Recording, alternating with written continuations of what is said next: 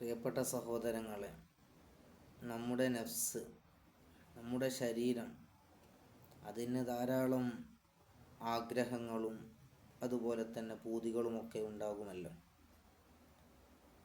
എന്നാൽ അല്ലാഹു സുബ്ഹാനഹു വ തആലയും മുത്തുനബി സല്ലല്ലാഹു അലൈഹി വസല്ലമ തങ്ങളും വിരോധിച്ച കാര്യങ്ങളിലേക്ക് നമ്മുടെ നഫ്സ് പോകുന്നത് നമ്മൾ പ്രത്യേകം ശ്രദ്ധിക്കേണ്ടതുണ്ട്.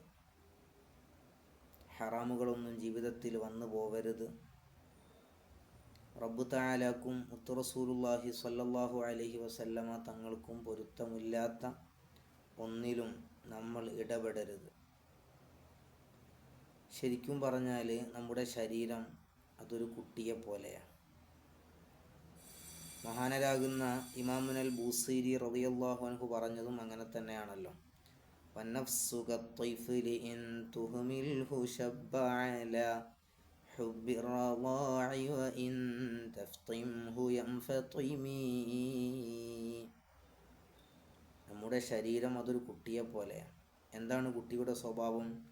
പരിശുദ്ധ ഇസ്ലാം കൽപ്പിക്കുന്നു, 2 വയസ്സ് പ്രായമായി കഴിഞ്ഞാൽ പിന്നെ മുല കൊടുക്കാൻ പാടില്ല എന്നാണ്. ഉമ്മമാർ മക്കൾക്ക് മുലപ്പാൽ കൊടുക്കാറുണ്ടല്ലോ. ഇസ്ലാമിൻ്റെ വീക്ഷണപ്രകാരം 2 വയസ്സ് പൂർണ്ണമായി കഴിഞ്ഞാൽ പിന്നെ മുലപ്പാൽ കൊടുക്കരുത്, സ്റ്റോപ്പ് ചെയ്യണമെന്നാണ്.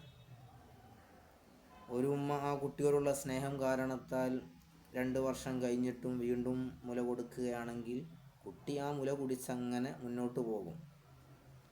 അതുപോലെ തന്നെയാണ് നമ്മുടെ നഫ്സും, നമ്മുടെ ശരീരങ്ങൾ.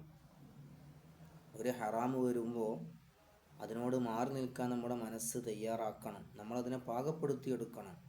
അതൊരു ഹറാമല്ലേ, ഒരു തെറ്റല്ലേ, അതൊരു കറാഹത്തല്ലേ, അത് കുഴപ്പമില്ല എന്ന രൂപത്തിൽ അത് ചെയ്യാൻ നമ്മൾ ശ്രമിച്ചാൽ പിന്നെ അടുത്ത സമയം നമ്മൾ അടുത്ത ഹറാമ് ചെയ്യാൻ ശ്രമിക്കും. നമ്മൾ പിന്നെ തെറ്റുകളെ ലാഘവത്തോടെ കാണുന്ന ഒരു സിറ്റുവേഷൻ വരും. അതുകൊണ്ട് പ്രിയപ്പെട്ട സഹോദരങ്ങളെ, എപ്പോഴും നമ്മൾ ആലോചിക്കേണ്ടത് നമ്മുടെ ശരീരം അതൊരു കുട്ടിയെ പോലെയാണ്. കുട്ടിയെ തടഞ്ഞു വെക്കേണ്ട സമയത്ത് തടഞ്ഞു വെക്കണം. എല്ലാറ്റിനും സമ്മതം കൊടുക്കുന്ന രൂപത്തിലായി പോകരുത്. നമ്മുടെ കുട്ടികൾക്ക് നമ്മൾ വിലക്കേർപ്പെടുത്തേണ്ട സമയത്തിൽ നമ്മൾ വിലക്കേർപ്പെടുത്തണം. ബൂസരി തങ്ങൾ പറഞ്ഞതുപോലെ കുട്ടിക്ക് മുലകുടി പ്രായം അവസാനിക്കുമ്പോൾ നമ്മളത് സ്റ്റോപ്പ് ചെയ്യണം. പിന്നെ സ്നേഹം പറഞ്ഞ് അതൊരിക്കലും മുന്നോട്ട് കൊണ്ടുപോകരുത്. നിർത്തിയാൽ ആ കുട്ടി അവിടെ സ്റ്റോപ്പ് ചെയ്യും. അതുപോലെ നമ്മുടെ ശരീരത്തെയും ഏത് തിന്മകൾ കാണുമ്പോഴും അവിടെ സ്റ്റോപ്പ് ചെയ്യാനുള്ള ഒരു തൻ്റെടം, ഒരു പക്വത നമ്മൾ കാണിക്കണം. റബ്ബ് തആല തൗഫീഖ് നൽകട്ടെ.